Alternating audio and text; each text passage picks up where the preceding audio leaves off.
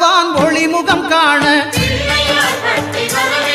அங்கு கற்பக தருவின் நெற்றியில் மலரும் சூரிய பகவான் ஒளிமுகம் காண அங்கு கற்பக தருவின் நெற்றியில் மலரும் இருளை விலக்கி உலகை எழுப்பும் ஞாயிறு அங்கே குடியிருப்பான் அவன் ஆனை முகத்தனின் அடியவர் மனத்தில் ஒளியாய் வந்து கொலுவிருப்பான்